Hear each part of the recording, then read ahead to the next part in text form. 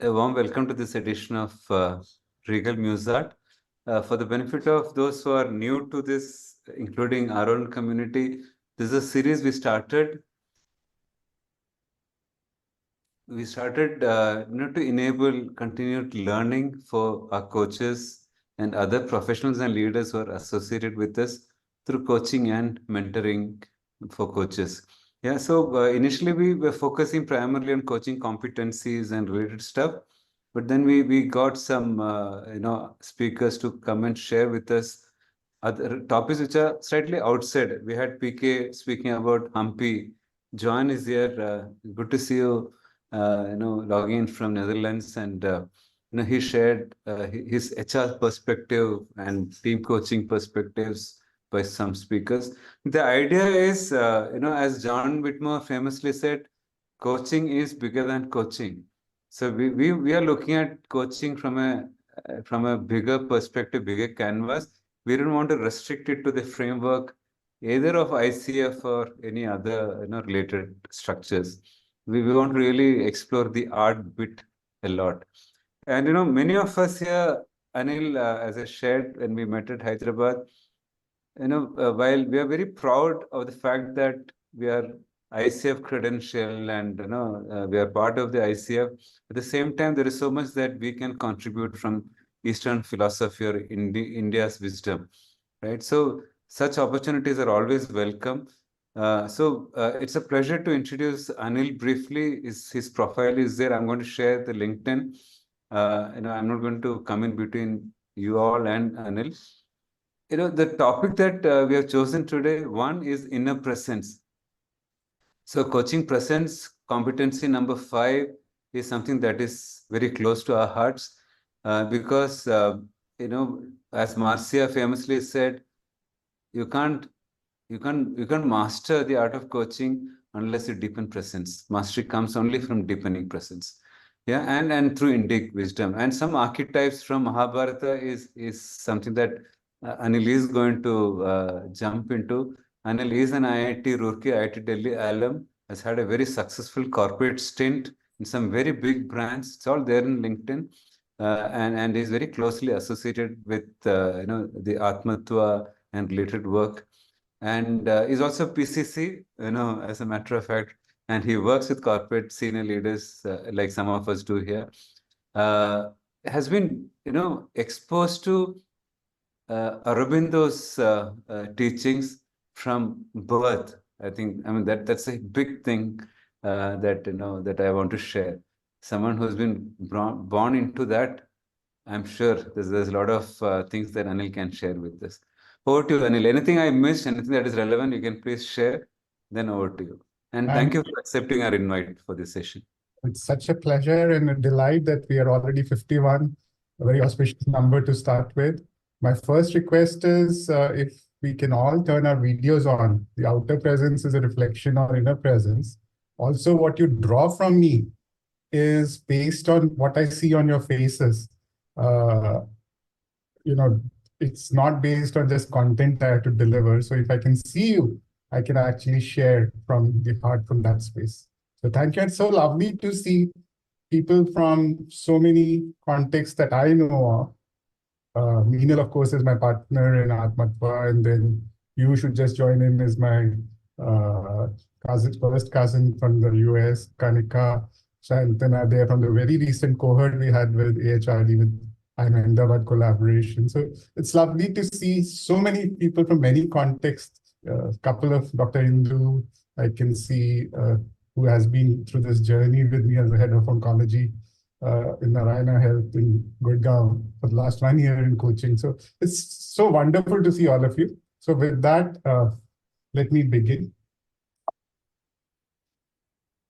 So first of all, while this is a work, it's an ecosystem that has brought us to this moment. So, I've known Raghu Anant Narayanan on the top left for nearly 15 years now. And some of the work he has done for 45 odd years in this space is kind of the source, which in turn has gone back. On the right side, G is there. Sai G is also on the call, but he's in a car right now, so he's joining without video.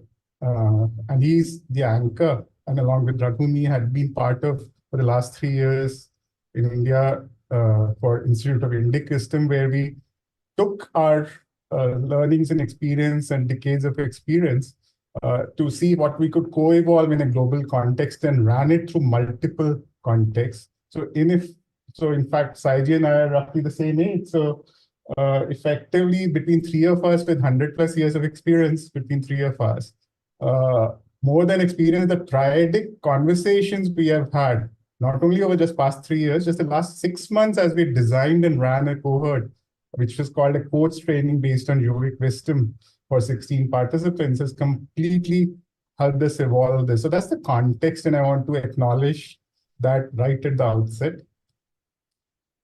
Now, from an Indic wisdom perspective, we often hear of the Panchkosha. And when we actually see this, we have to go from the gross to the subtle. So setting a context for what would we be focusing on today.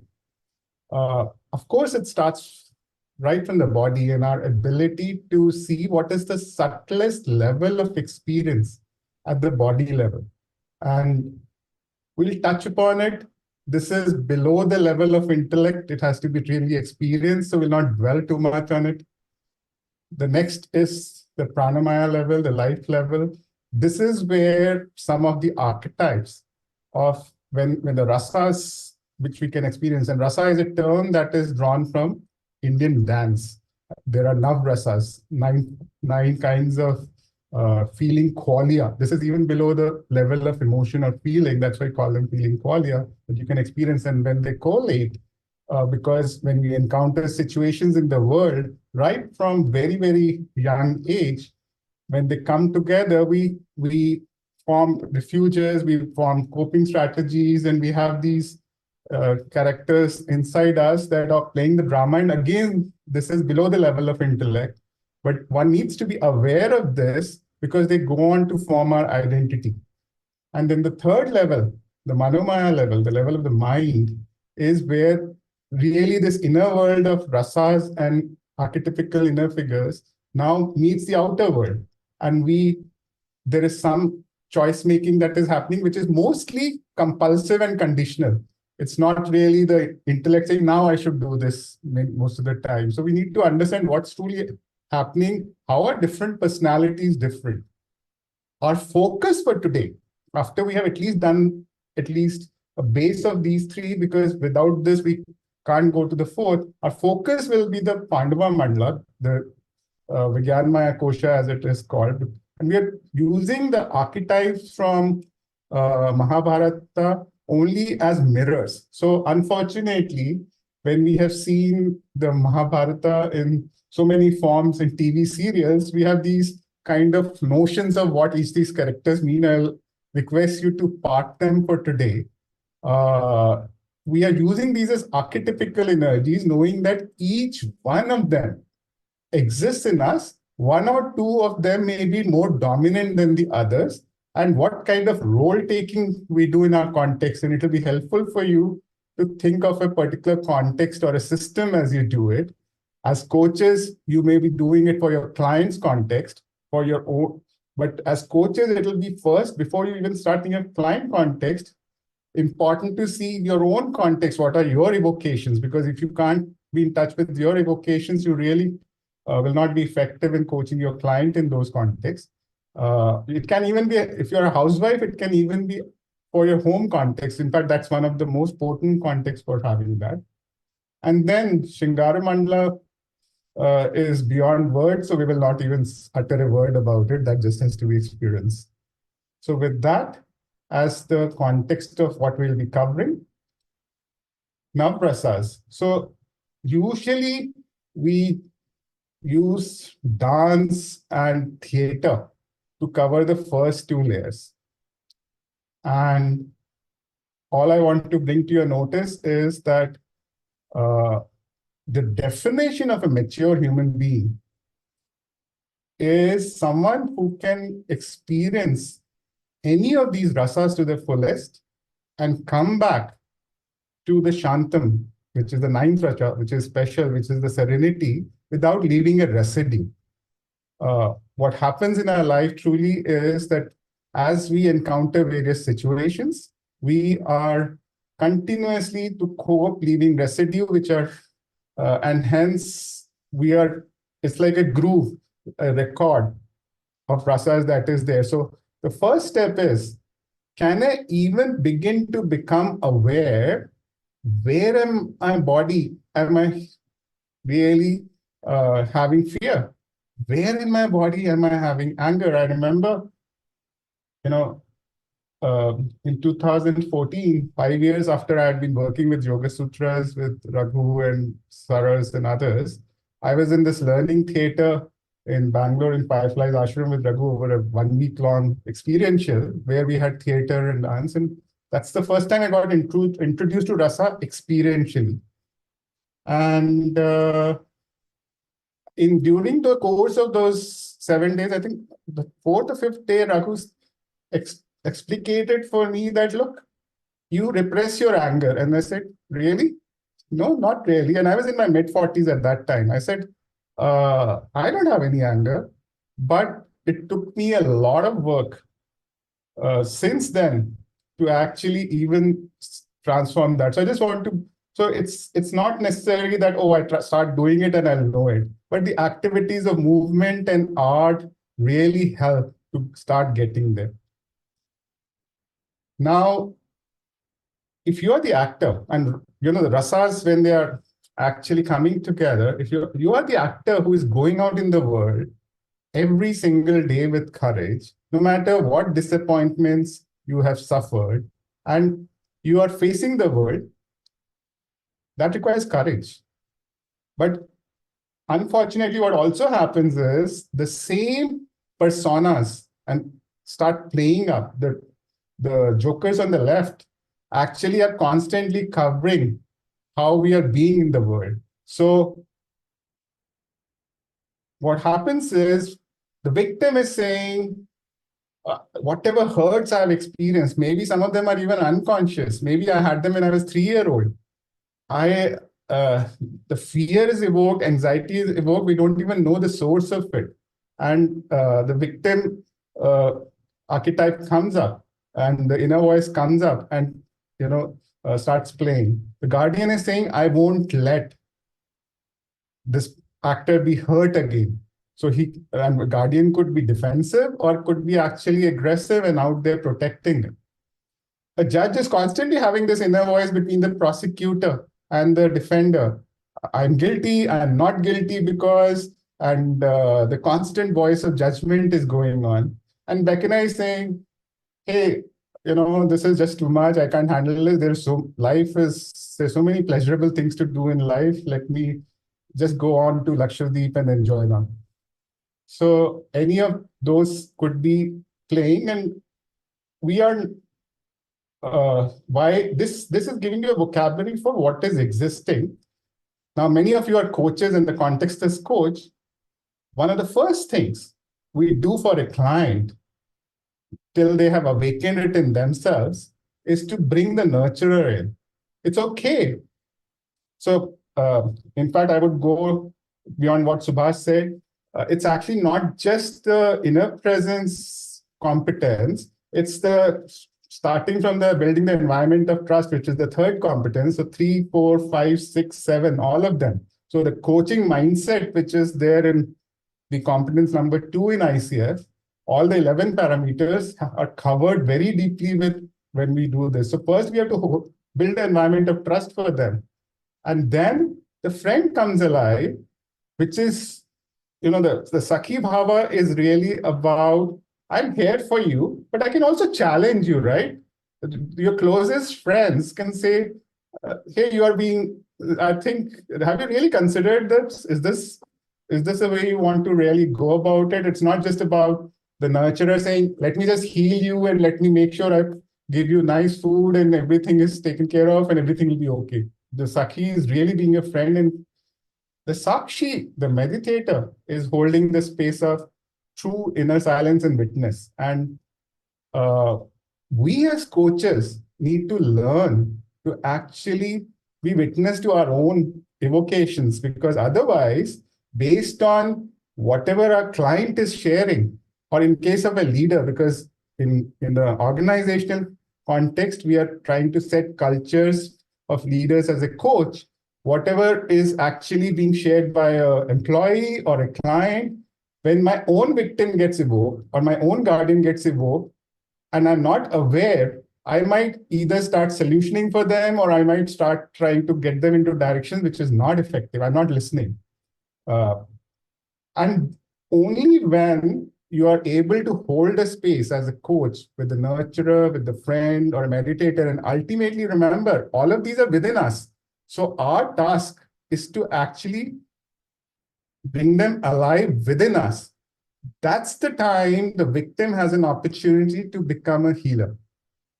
The guardian has a possibility of becoming a true warrior.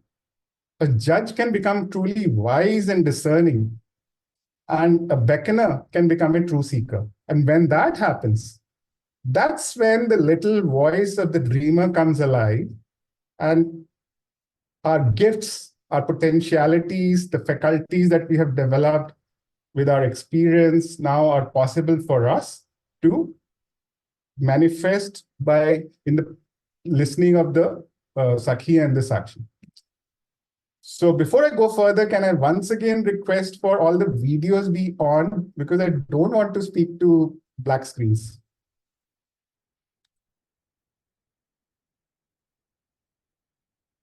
So at the next level, which is now the first two levels, we are not even conscious. I've just given you vocabulary. None of this work can be done intellectually at the first two levels. It has to be done through modes like movement, theater, art, and others. At the third level, we are beginning to actually see how we interact with the world. So you will find some people, if the situation arises and the quadrant 1, which is also mapping onto that whole quadrant of nurturance, hey, you and I are together and let's just do things together, and it becomes like a garden and joyful and give and take and mutuality. Others, and this is where they are actually expressing freely, and the world is also receiving them fully. So, that kind of a possibility becomes there. And if you notice, those rasas are also actually present of love and delight.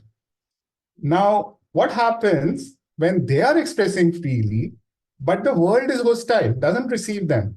That's the quadrant 2. And that's when it becomes, how do I win? How do I actually establish my territory, expand it? And all those things happen because they're experiencing a resistance. At the third level, neither are they expressing, nor the world is receiving them. So they possibly have to go in a shell, like a tortoise sometimes, and they have to discover something new.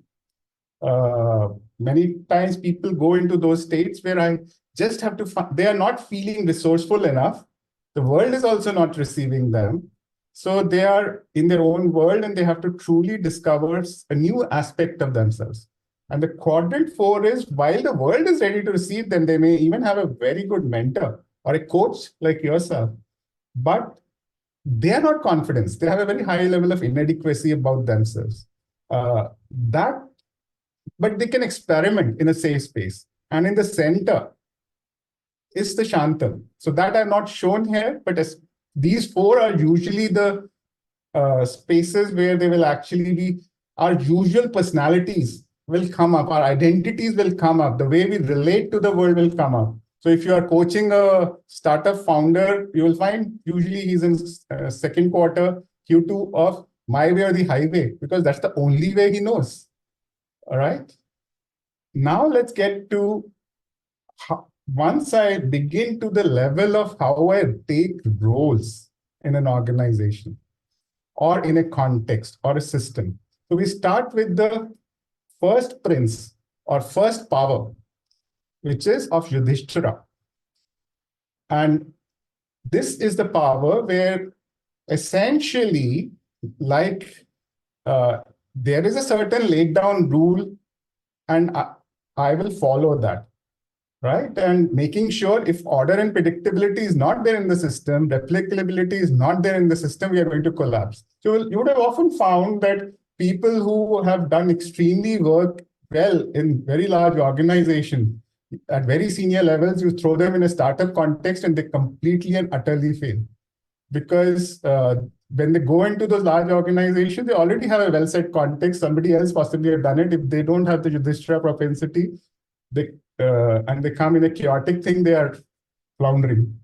Second prince is Bhima, right? So that's the passion. That's the initiative. That's about how do I go out and expand? How do I really make my organization have 10x revenue? So while the Yudhishthira is making sure the policies are set, the Bhima is making sure, boss, let's go out and just expand the market. And can be very impulsive at the same time, right? Dar ke aage jeete kind of a thing. The third prince or the third power is one who provides the shoulder to cry on, an empathetic ear. A lot of us coaches tend to actually have a fairly high degree of nakula in us because we just indulge in these contemplative conversations because we like doing that. And just making sure if we are in a organizational system, it's a nurturing environment. People are not just treated as numbers on an Excel sheet.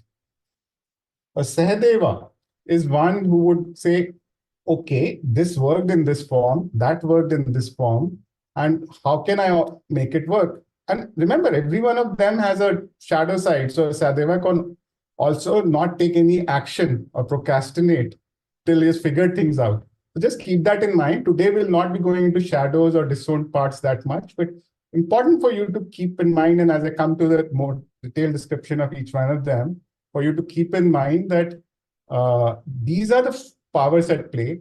And Arjuna for me is very interesting. If you remember in Bhagavad Gita, he tells Krishna, take me in between the two armies. That's very symbolic because there he is essentially saying, out of the love of the system, let me take a step back, let me look at the whole, and he's the only one who can step into a space of I don't know.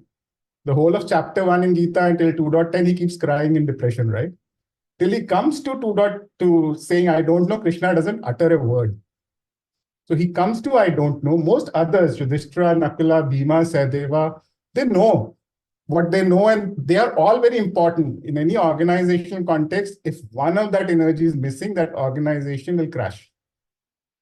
But if you really want to reconfigure an organization, if you do need to bring systemic change in an organization or in your home context, unless you can begin to see that not everything is a problem to be solved, but there are paradoxes to be held, and that's the power of Arjuna.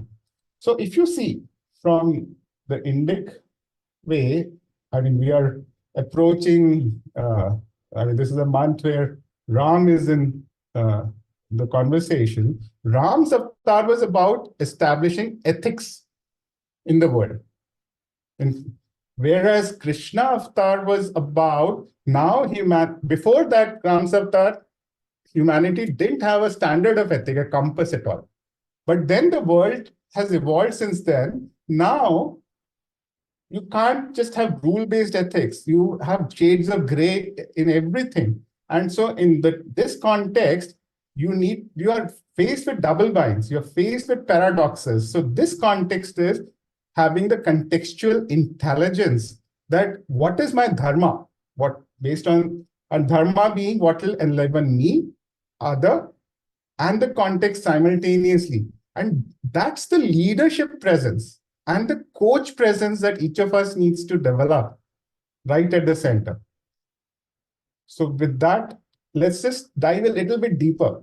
So how we will do this is each of these archetypes will have 2 slides. In the first slide, those of you who are actually feeling that the statements there on the right side are resonating, like you demonstrated easily, it comes easily for you. Only those of you, I would invite you to just type a capital Y in the chat box. And as I said, this is about how do I create stability, predictability? How do I make sure that everything is fair and just, and everything is done, all roles are appropriately done? So just type in the thing capital Y. So Kanika, Indu, Divya, Rajgopalan, Krishna, Vibhu.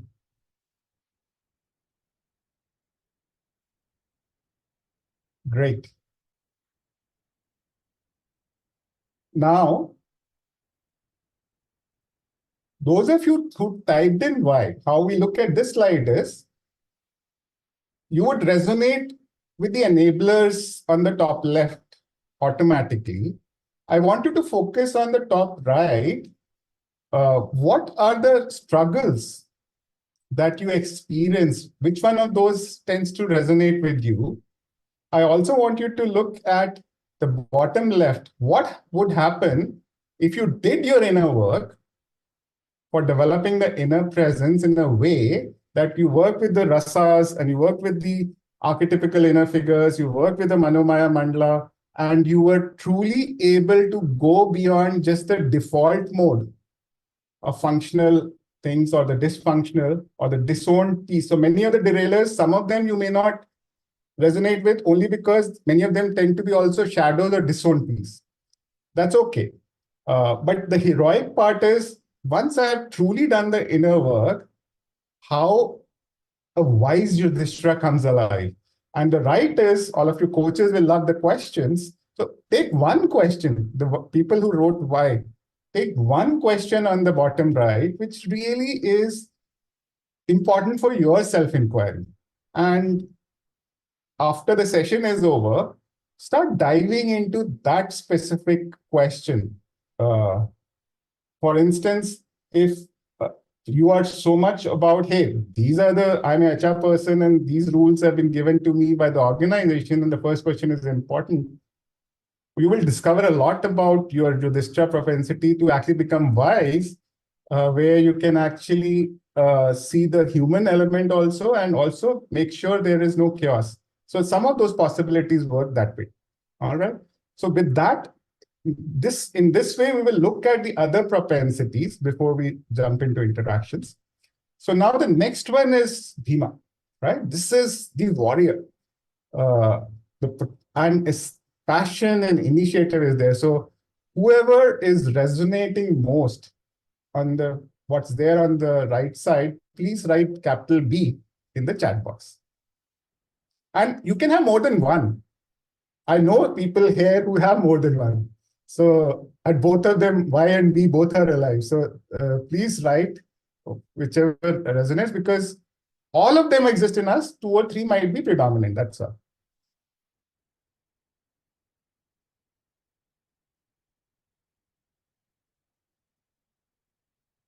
And I also want people who are not resonating. It's not, none of these are like, no, none of these is one is better than other among all 5, including Arjuna. They are only the propensities we are speaking of. So it's not that we have to shift from being one propensity to being another propensity. No. We first are discovering what are our innate propensities. The dreamer will tell us how we will actually go leverage that, right? So with the people who have written, great. Now, my invitation again is, look at the derailers for people who actually have written as, and others, of course, can go through what is there and pick one question from the possibilities which you believe is worthwhile for you to inquire. Once again, if you are a Bhima, you'll quite likely resonate with some of the enablers, not necessarily all of them. You would possibly aspire to be heroic. You possibly struggle with some of the derailers, and at least one question you could begin to engage in.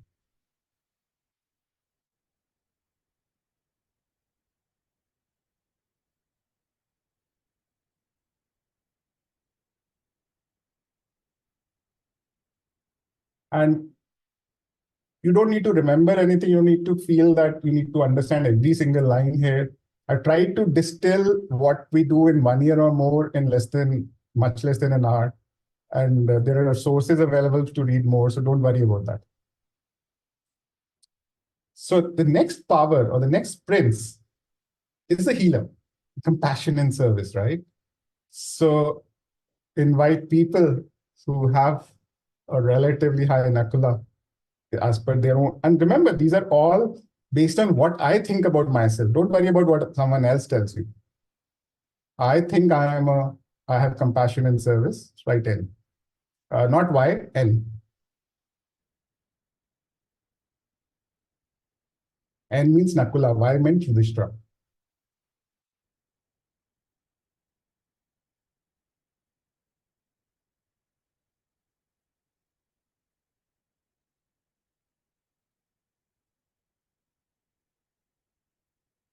So for me, for instance, the first one I was ambivalent about, I'll come to that a little later. Second one was actually fairly low. This one has always been the highest. So when I did this measurement for myself about 8 years ago, this was off the charts. And I guess probably that's why 15 years ago I became a coach after leaving the corporate life, because that was innate in me. For the nakulas, the questions we will, can there also be a possibility what we're saying yes here is, that's okay. Don't worry about from what level we are responding right now. Whatever is coming at the first level is okay for now. So the nakulas, what struggles and what possibilities and what one inquiry question would you want to take for yourself?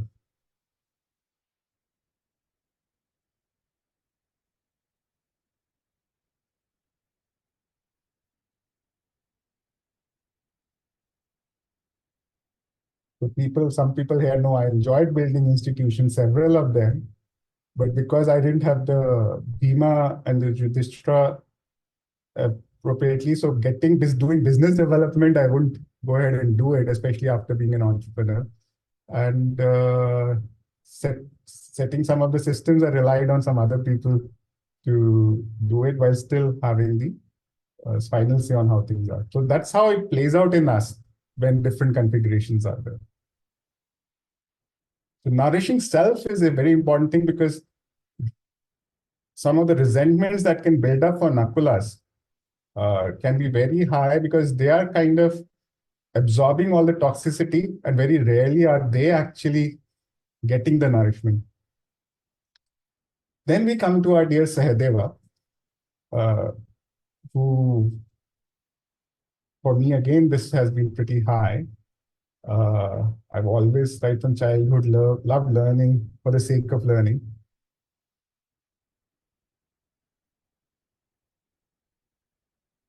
So please write the S if you resonate with this.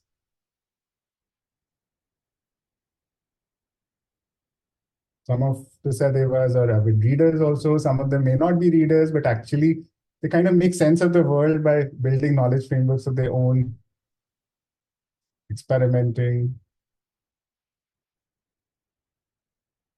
Like I know Anjali here, who's there, has been experimenting extensively with Spring Up with young children 8 to 12. So that's the. All right. So those of you who have written the Sahadeva and possibly resonate with some of the enablers, see what are the struggles that you are actually resonating with in the derailers.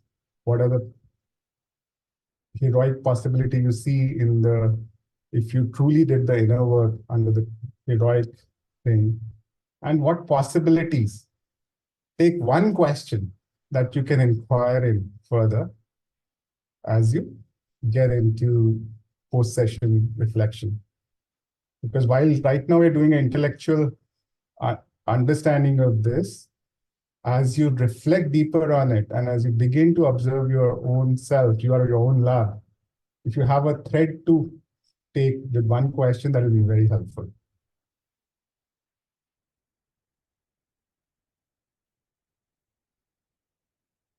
All right. Then we come to our hero.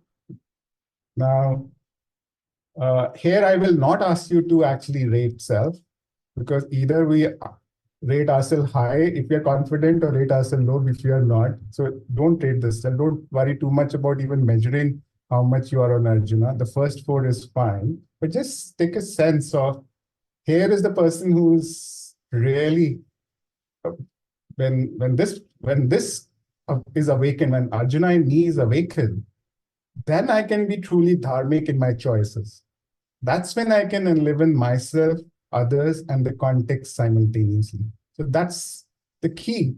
And if you're a coach, your first responsibility to self and your client is to listen at a level from this space. Because this is the space of Shantam. This is the space of equanimity.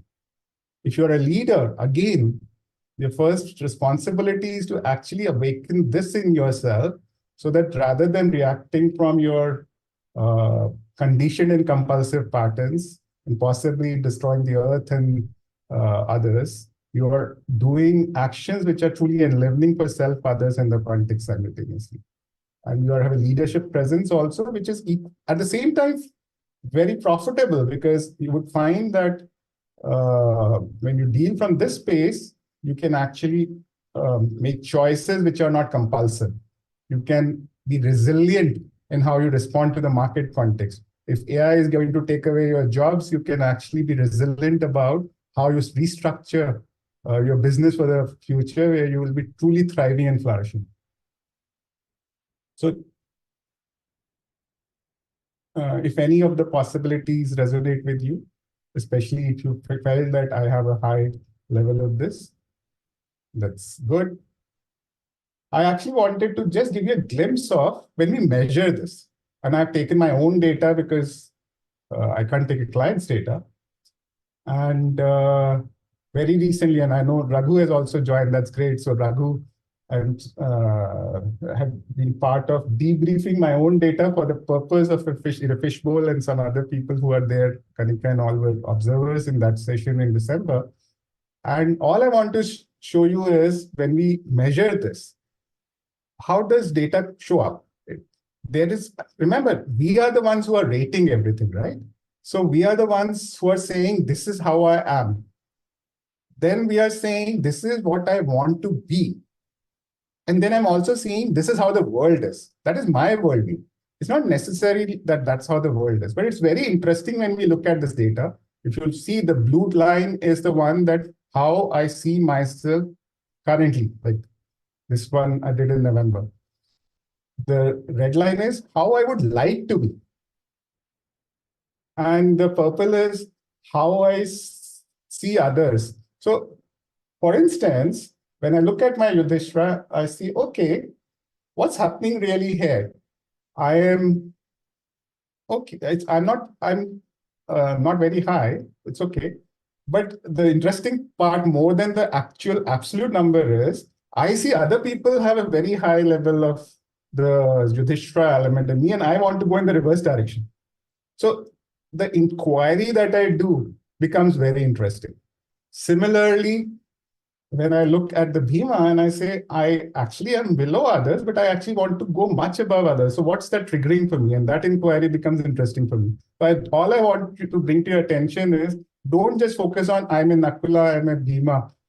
There is, what's my worldview? What do I aspire to be? And what do I see? And wherever there are these differences between who I am and what I want to be, usually there will be inner dissonance associated with it also, right? And usually, because this is based on the existential universe mapper, and we also go and look at, okay, what are the different things we ranked? And for instance, if we see a lot of difference, so 1 to 15 ranking means, let's say if I take this on the right-hand side, competitive, it was ranked as self-current, means I see myself very little competitive. Out of 15, it was the 15th. And I said, I want to take it to 6th. And while others are 1. So which basically is immediately giving me some data to inquire in what is causing me. And in my case, I knew one element of I said, okay, my New Year resolution was focus on business development as a coach for a change. So be out there in the world rather than let just word of mouth put it in your lap. But I know I maybe need to go to deeper levels to inquire. So I just wanted to bring it to your context. And all of this is also very, very beautifully captured in Raghu's book. Raghu is right here in the call. Thanks, Raghu, for showing up, though I know you had another conflict. And with that, we come to the end of the presentation part so that we can open it up for questions. And I'll stop sharing so that all of you can see each other well.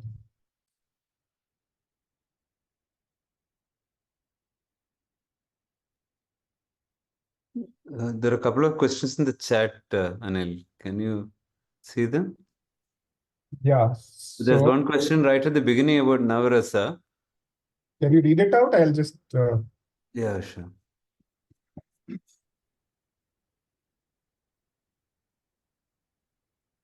So the Navarasa, are these all accessible to anyone?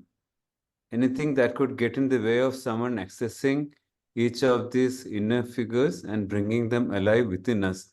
And this from someone who is an artist herself. So, like I said, this below the level of thought in the work Raghu has done over decades, the closest people have come, including myself, beginning to experience some parts of it is when we have worked through dance and theater and movement and art in a facilitated context. In someone who has truly mastered the art of, like I said, started with a mature human being, experiencing all of them spontaneously and fully, and then coming back to the serenity without any residue. Only at the masterful levels would say, I think all of us human beings have our own disowned parts, have our own inner work to do. So some of us may experience some of them more or less, and as we do this inner work, we become more sensitive to seeing what are we seeing as the rasas or not. And I would invite Saiji and Raghu, if either of you want to jump in at any point of time to add a nuance. Now the space is open to Q&A, and Raghu is far more qualified than me, having done at least 40 plus years of work in this space. If she comes, it's going to be... Just a minute, Raghu, you want to add? It's going to be enough to... Yeah, just a second. Raghu was just adding on rasas. Go ahead, Raghu. That was Raghu's mic only. Oh, is it? Okay. All right, go ahead. Who was... Any other evocations also welcome? I have observations. Go ahead. I have an observation that is, you mentioned with respect to the Mahabharata Arjuna specifically. So, first of all, I'm grateful that you're associated with Sri Aurobindo as such a spiritual luminary that Bharat has produced. And when Arjuna is taken to this between both the armies, a lot of emphasis right now is we focus on the fruits of the action. But Lord Krishna was very clear, in spite of the threat of Brahma Hatya, Guru Hatya, he still said lift the weapons and fight. So focus on action is one thing. And the reason why, someone who I look up to, he said the reason why Gita was revealed to Arjuna is because he represents the fire element among the Panchabhutas. And fire will never go down. Even if you place a mastic like this, it's still pointing up. So if you stick to what is right, dharma as we say, then the Gita will come, as long as it goes in there. So I just had that observation. Thanks, Anirudh. In fact, what you shared evoked something in me. See, there are many coaching models that work on, let's say, the grow model. Let's set a goal, and then we'll help people accomplish a goal. That's based on, okay, let's set a goal, and based on who we are, we can somehow manipulate our way to achieving that goal. What we are discussing today is actually from the space of how do we do what's called Antaranga Yoga or Dhyana, which we can observe these inner psychodramas within us, and in our observing these psychodramas from a space of Shantam, where space of equanimity and serenity. And while today's session is not focused on practices to get there, but if you make your Sakhi, maybe envision a Sakhi and make her or him sit down with you, a Sakshi who's a witness sit down with you, and truly look at what's unfolding. And that can only be done when this is already not full-blown expression of the conditioned thing. Only when it is very little or in latent, then you can begin to observe. In that observation, in that witnessing, in that space, there is a possibility with practice of that dissolving. Because when you truly witness, it will dissolve. But that stage may come only when you have been able to come to a state of being a genuine witness and with compassion and love, seeing this. And that shift is sustainable. The other shift of setting a goal and going there is not a sustainable path, whether for yourself or your clients or your employees. Bindu raised her hand. So you were explaining. Hi, good Hi. good to see something that is deeply relatable. But I was wondering what the whole thing, the whole presentation that you gave, was from the Vijnanamaya. There is Anandamaya. Which So is beyond what you said just now, how do we work from here to there? That's my curiosity. Good question. So that space, like I said in the beginning, because it's a space beyond words, I didn't want to put any words in this context. But if you look at what we are doing here at this level, if we are truly doing the practice of being in the space of serenity and looking at those inner drama, when that dissolves, that inner drama dissolves, those patterns dissolve, when the victim truly becomes the healer, when the guardian truly becomes the warrior, when the judge truly becomes the wise person, and the beckoner truly becomes the seeker, and the dreamer's voice comes alive, that's when Ananda comes alive. That's when delight comes alive. That's when who you were born to be with the gifts and the faculties you develop with your life experiences can go into full expression with delight. So that is the path to this thing, but it's very indescribable as a concept. So again, I kept it out of words there. I understand. It's also very individual. So in practice, you stop here and the rest is personal journeys. Is that what you mean to say? It has to be.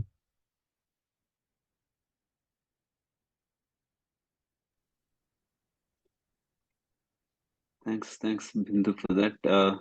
So, Bhavani, is your question answered? Yes, I think. Yeah, sure. Sai is asking, when you say the potential to be for each rasa, is it a polarity to be sought within? Sorry, I didn't get that. When you say potential to be for each rasa, Yeah. is it polarity to be sought within? So if I've understood the question, and I don't think I fully comprehended, Sai. Sai, if you're there, you can come in and... Sai, why don't you just jump in and jump ask the question? You're on mute, Sai. Sorry, I was looking at the Navarasas in terms of saying like, if you're experiencing fear, then you can also have the potential to heal. So I wanted to know whether it is seeking the polarity within oneself and working within that. I would not phrase it at polarity, but what the lens you're using, if I was to just build on that, I may be having the potential to heal even if I've already, it's not necessary that I need to have fear to be able to have that. But if I have hurts and I have worked with this inner work and been able to dissolve those hurts and they are no longer driving my conditioned in compulsive patterns and I become choiceful, it's very likely because you have experienced it, you are able to be a healer for others also. It's almost like something you have experienced, you can hold that space for others in a very powerful way. So I won't call it polarity, but it becomes natural flow. Just like if I have a propensity of being a Bhima, someone who was impulsive, but then has actually become a true warrior, then it can be discerning. He can strategize before actually jumping into action and yet not give up his ability to expand territory. So it's like there is an innate thing and there is something that you can expand on. So the role taking and polarities is better to keep at the level of the role taking level. If these layers, if you mix, there will be a little bit of confusion. Rasas have to be experienced in the body. Okay. Okay. It's like transcending. Okay. Vijay, if you're there, Vijay is asking, can there be a possibility that when we say we are any of the Pancha Pandavas, is it superficial too? Hi, let me just hi, great pleasure. Go ahead, Vijay. Good to connect. It's very intriguing, honestly, what you've shared, and it's a lot. What I'm trying to actually, in this journey of self-inquiry that I've been trying to figure out things, right? I mean, while, and I think you did answer this question that it's okay for you to be saying whatever you are saying right now and not to be. So is that, because I think that's your first level of response, right? But is there like, how do you typically try and find out who you are among them? And is it only just those 5 roles that you said are there? And what's the best way to start your journey in this kind of figuring out who you are? Very good question. These are only the mirrors which we use. And these are also, even this is not done intellectually. Even this is done through enactment in theater and exploration in a group context. So what happens is, the mirrors only have this much use that I am able to see, because, and we are using the archetypes there just so that I can see, there is this kind of a propensity aspect possible in me, and there may be disowned elements of it. So for instance, there are other elements we can bring in. So one of the things that I explored 10 years back with Raghu in learning theater was Bhishma. Because I was in a context where I just, in one of the startups I did with 5 co-founders, was feeling very, stuck. So what it helped me unpack was that just like Bhishma just thought that he actually is tied to a certain oath that a person has taken, and actually end up doing a lot of adharma. The questions that are there, if you really examine them, you can rewrite the script. So what we did is, what happens, for instance, and I know this happened in another learning theater, possible context of Mahabharata emerging context is, you can rewrite the story. What happens if somebody, like Bhishma, Krishna actually just duplicated himself, and besides being with Arjuna, also with Bhishma, and Bhishma realized his stuckness, and he confronted Duryodhana, and he confronted Dhritarashtra. And what would happen then? Maybe a different Gita would also have been written. So you can write your own scripts. Those mirrors you can actually throw away after you have come to a level of reflection, which has brought you to the self-reflective space enough. And if it's in a group context, you can truly dive into what is really evoked in you, not be limited by the Mahabharata stereotypes of the TV serials especially. Yes, Mani. You are on mute, Mani. Thank you, Anil. I just want to add to Subhash's and your commentary on this. I am a Regal coach from 2017 and learned from Subhash quite a bit. And I continued on into this journey with Raghu and Sai in 2020 when there is a shutdown. So there was a beautiful opportunity that came about. And whatever I've learned in the last 2-3 years, I've captured that in a Regal blog, which I've just shared it with you guys. If you want, you can take a look at it. And it talks about the benefits of yoga in coaching. In the night. And the next morning, people used to eat it in curd or something. All right. Any other evocations? Priya, if you're there, you can come in. You've asked. While Priya is coming in, Sai is, I think, a question that came to me also. Why Draupadi is not there? Oh, Draupadi is there. So very good question. I was wondering if someone would ask that. Actually, Arjuna is not Arjuna, the character alone. Arjuna at the center is actually a triad of Arjuna, Draupadi, and Karna.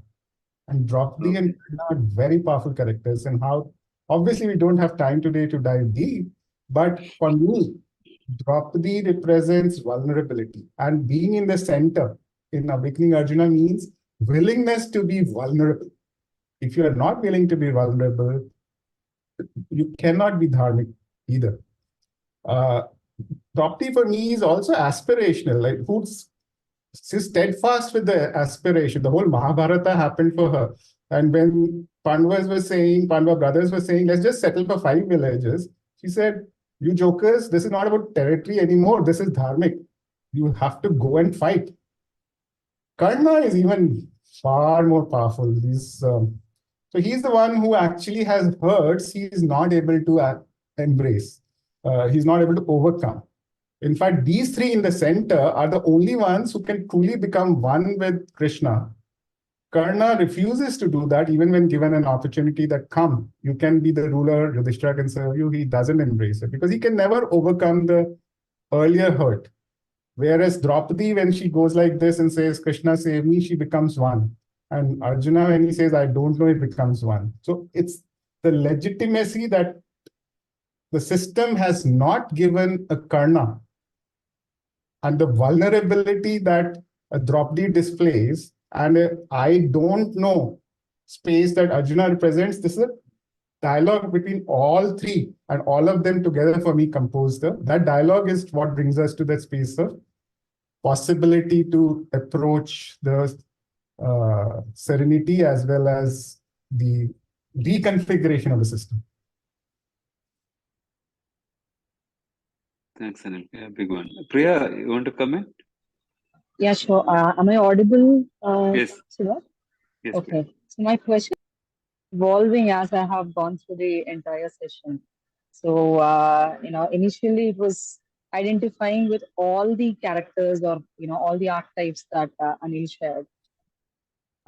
Later, I had this question of what does it even mean to experience it all? But then the moment Anil used the word psychodrama, I could resonate that, okay, probably role play, mirroring, and, having to witness a past experience in the present and knowing that you have choices to respond in different ways. Probably that could be a way to, do that inner work.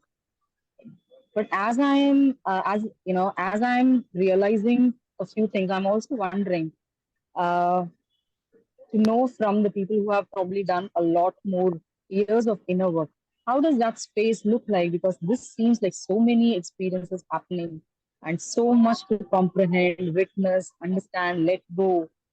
How does it look like, probably more years of inner work? So what I would like to do because of time, Kanika and Meghna, I see are the ones who went through it very recently for 6 months online completely over a 66-hour thing of 22 sessions of 3 hours. So any of you want to share what it looked like for you?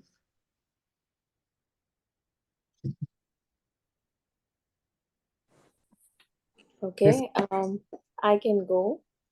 I mean, it was a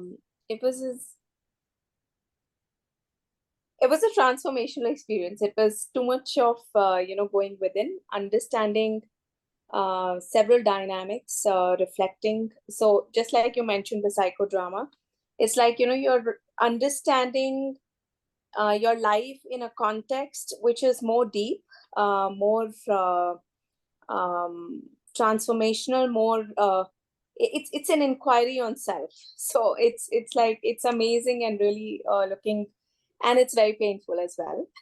So because it gives, for me, it gave me a lot of insights to my own life, to my own processes, to the rasas that I felt at certain points in time, and how does that translate to what I would want to be going further. So it's not something that just ended with the course. It's like something which is going on. I'm processing, and it's become the lens that I look at with myself, and also in the coaching conversations that I have with my clients. So it's interesting, if that helps. So I invited Thanks for sharing. Yeah. Because Kanika is also a PCP, as well as went through a 6-month program with Raghu, me, and Saiji in the last 6 months. So thanks, Kanika, for sharing. Thank you, Kanika. So, I mean, there's a question where you can get information about these programs. If Meenal, if you can share something on the chat, well, Anil is looking at this. So this is from, so this actually just reach out to me on anil@atmatva.com, and or my cell number, which you can I'll maybe share. just share, WhatsApp me on that. WhatsApp works the best for me to actually respond immediately. Sure. Last question, in the interest of time, Kiran, I can see you there.